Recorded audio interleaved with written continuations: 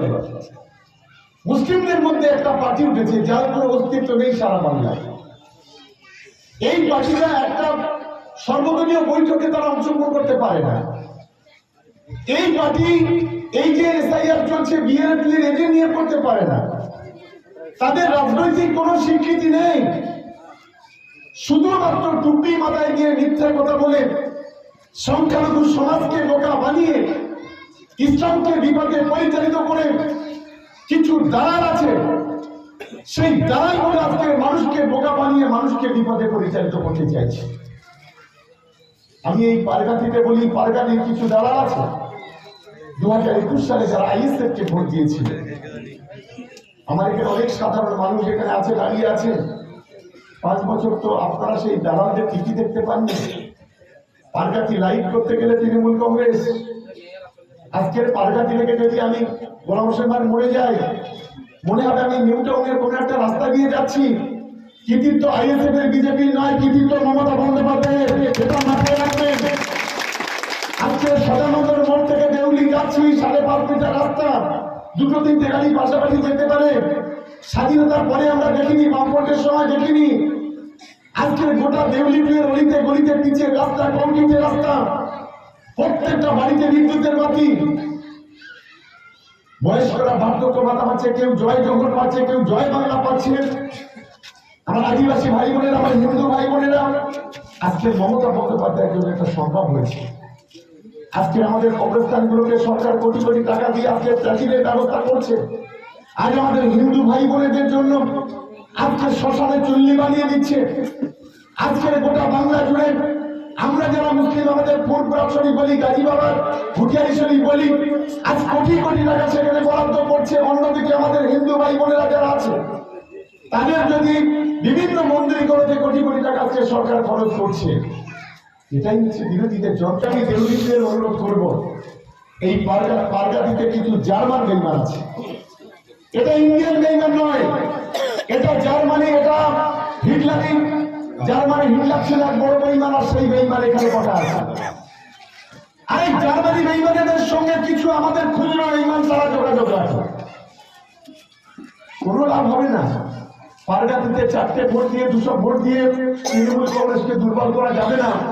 মানুষের হৃদয়ে মমতা বন্দ্যোপাধ্যায়, মানুষের হৃদয়ে অভিষেক বন্দ্যোপাধ্যায়, মানুষের হৃদয়ে Trinamool Congress.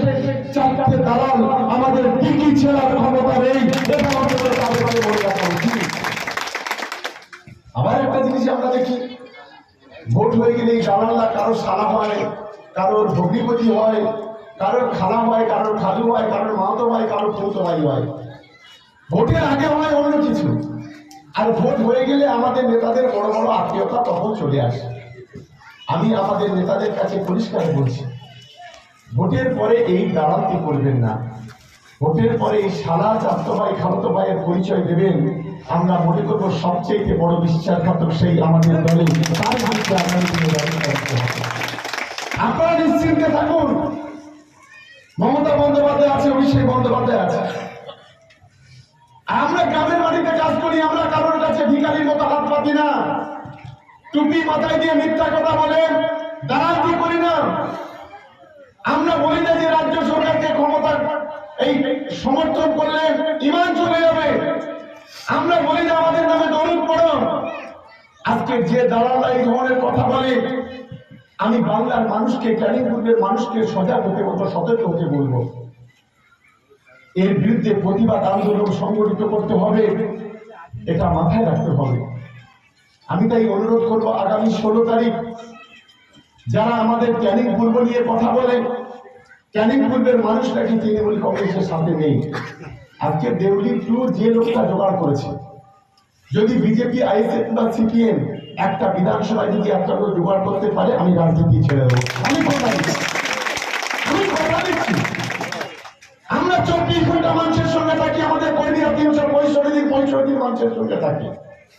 Form fill up করতে হবে তৃণমূল কংগ্রেস, ফর্ম বিলি করবে তার সাথে থাকবে তৃণমূল কংগ্রেস, রাস্তা করবে তৃণমূল কংগ্রেস, পানীয় জল করবে তৃণমূল কংগ্রেস, থানায় কাউকে ধরে নিয়ে গেলে ছুটে যাবে তৃণমূল কংগ্রেস, গ্রামে বিদ্যুতের খুঁটি খুলবে তৃণমূল কংগ্রেস, গরিব মানুষের বিনা পয়সায় রেশন দেবে তৃণমূল কংগ্রেস।